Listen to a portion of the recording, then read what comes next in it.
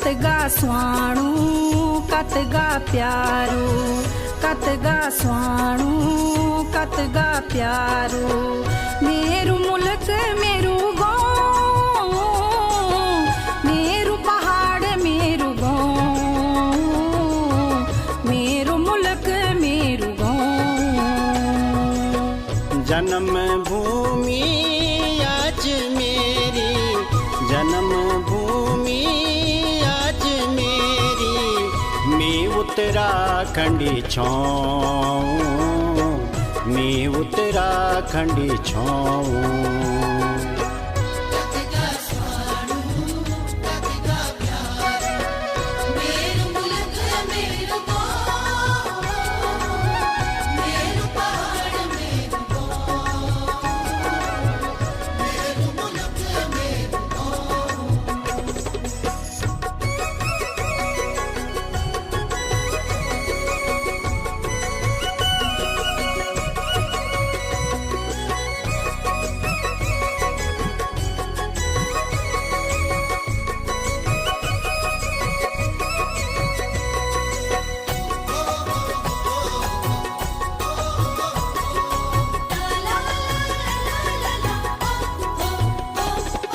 और ये लोगों ने यहाँ पर जलाने के लिए इकट्ठा की हैं सूखी लकड़ियाँ।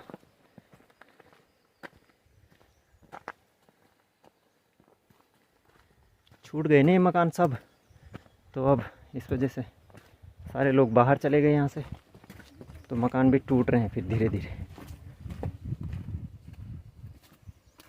और ये है एक पुरानी गौशाला।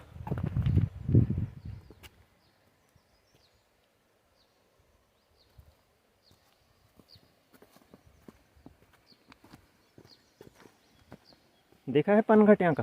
हाँ। ये वादियाँ ये फिजाएं बुला रही हैं तुम्हें। नीचे जाना है ना? नीचे।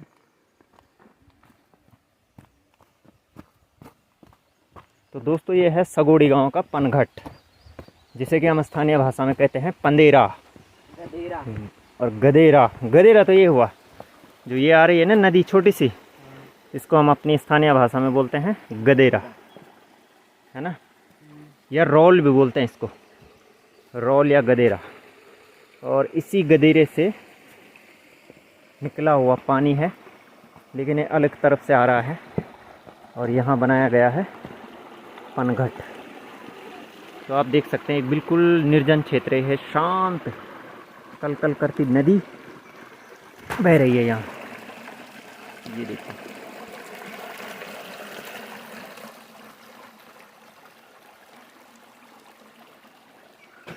और यहाँ पर बना रखी है पानी की व्यवस्था। तो गर्मियों में जब गांव में पानी की समस्या होती है या नलों पे पानी नहीं आता है, तो तब इस धारे से जो है पानी को भरा जाता है। यहाँ मछलियाँ भी तो हैं। कहाँ? इसके अंदर। ठीक है, होती है मछली तो ये तो चलता हुआ पानी, इसमें बहुत कम होगी, इकट्ठा नहीं हो रखा ना।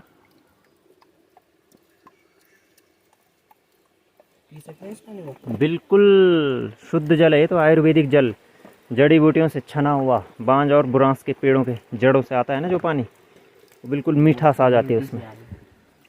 पियो पियो पियो।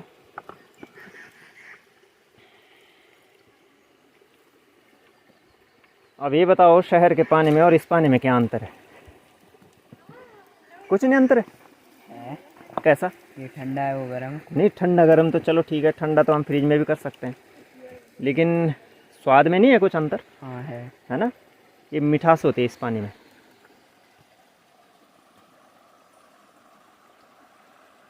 आ जाओ नीचे नीचे।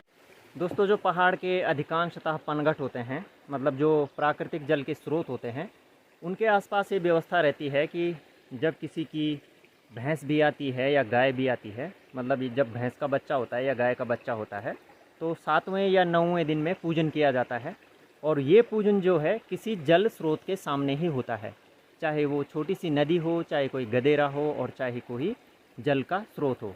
तो मैं आपको दिखाना चाहता हूँ कि जो ये सगोड़ी गांव है, यहाँ पर भी जल के स्रोत के सामने इसकी व्यवस्था की गई है कि यहाँ पर जब गाय भी आएगी तो 7वें और 9वें दिन या 11वें दिन जब उसके बच्चे का नामकरण होगा, तो पहले यहाँ पर पूजन होता है और उसके बाद ही उस दूध का किसी भी सामाजिक कार्य में प्रयोग किया जा सकता है, अन्यथा उस दूध को कहीं बाहर नहीं दिया जाता है। तो ये हमारी कुछ मान्यताएं हैं, हमारी कुछ परंपराएं हैं जो गढ़वाल में आज भी प्रचलित हैं। तो दोस्तों ये है पानी का स्रोत, पानी की मात्रा कम है, तो इसलिए हम लोगों को ये ध्यान रखना चाहिए कि आज बचेगा जल तो काम आएगा कल, क्योंकि जल है तो जीवन है। और इन्हीं प्राकृतिक स्रोतों के सामने, इस जल स्रोत के सामने भी ये देखिए, जैसे कि मैंने आपको बताया कि यहाँ पर पूजन किया जाता है। तो ये जो बाहर का पोर्शन है ये मिट्टी और गोबर के मिश्रण से बनाया जाता है, दोनों को मिला करके, और फिर इसमें गाय का दूध भरा जाता है, जो गाय बियाई हुई रहती है, या भैंस या गाय जो भी हो। और उसके बाद उनका कुछ पूजन करके और फिर इस तरह से इसको यहाँ पर बंद कर दिया जाता है। तो ये परंपराएं संपन्न होती हैं इन जल स्रोतों के सामने। दोस्तों अगर आप गाय के बालन पूजन से संबंधी और जानकारी चाहते हैं तो डिस्क्रिप्शन में मैंने लिंक दिया है, तो उसमें पूरा डिटेल बताया गया है कि किस तरह से गांव में जब गाय का बच्चा जन्म लेता है तो उसका नामकरण जो होता है उस दिन किस तरह से पूजन कार्यक्रम किया जाता है। तो आप डिस्क्रिप्शन में लिंक है, उस पर जाकर के आप आसानी से देख सकते हैं। ओ मंगलम भगवान विष्णु मंगलम गरुड़ध्वजा मंगलम पुंडरीकाक्षाय मंगलाय तनो हरि।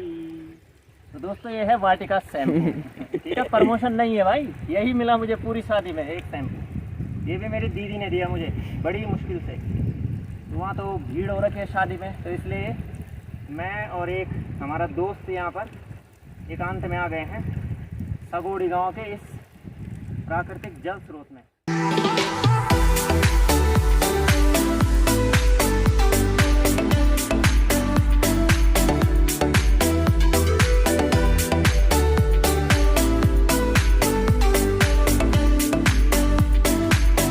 हाँ जबरदस्त ठंडा हो रखा भाई पानी, बहुत ठंडा। तो कल तुम्हारे ऊपर ओले गिरे मैंने सुना है। हाँ हैं? हाँ यार कैसे बचे तुम आते आते फिर? अरे बच गए जैसे तैसे। हमने तो ना बड़ी दौड़ लगाई रास्ते में ना, तो हम जब ओले गिरे थे तो हमारे ऊपर भी गिरे। हाँ। लेकिन हम मतलब 5-7 मिनट में पहुंच गए थे फिर। बैग रख दिए थे हमने सिर में, तो बच गए। लेकिन तुम तो पूरी तरह से भीग के आए। हाँ और वो कहते हैं आखिरी में भी तो बहुत बुरी तरीके से बर्फबारी हुई। इतने बाद में तो मर ही जाते अगर बाहर रहते तो। इतने बड़े बड़े गोले गिरे, इतने बड़े बड़े। बाद में तो बड़ी आफत आ गई थी। पानी नहीं आ रहा यार इस पनघट पे। आ रहा है, कम आ रहा है ऐसा लग रहा है बहुत कम। तो दोस्तों मैंने तो धो लिया इस ठंडे पानी से सिर और थोड़ा फ्रेशनेस आ गई है अब। लेकिन शिवम तो बिल्कुल भी जा नहीं रहा है पानी में, क्योंकि वो कह रहा है कि मैंने सुबह हाथ मुँह धोए थे तो इसलिए मैं नहीं धो रहा हूँ अब। लेकिन सचमुच में पानी बहुत ठंडा है। लेकिन गांव के लोगों की जो इम्यूनिटी है वो शहर के लोगों की अपेक्षा अधिक मजबूत होती है, ये हम सभी जानते हैं। तो अभी हम जा रहे हैं फिर शादी की तरफ, क्योंकि मंगल स्नान तो पूरा हो चुका है। और अब देखते हैं दोपहर के भोजन में क्या बना है और किस तरह से ये भोजन बनता है। तो मैं दिखा रहा हूँ आपको पहाड़ की परंपराओं को और यहाँ के ग्रामीण जीवन को। तो चलिए अब बढ़ते हैं हम फिर से सगोड़ी गांव की तरफ और जाते हैं उस आंगन में जहाँ पर बन रहा है बारातियों के लिए दोपहर का भोजन। ठंडो रे ठंडो मेरा पाड़े की हवा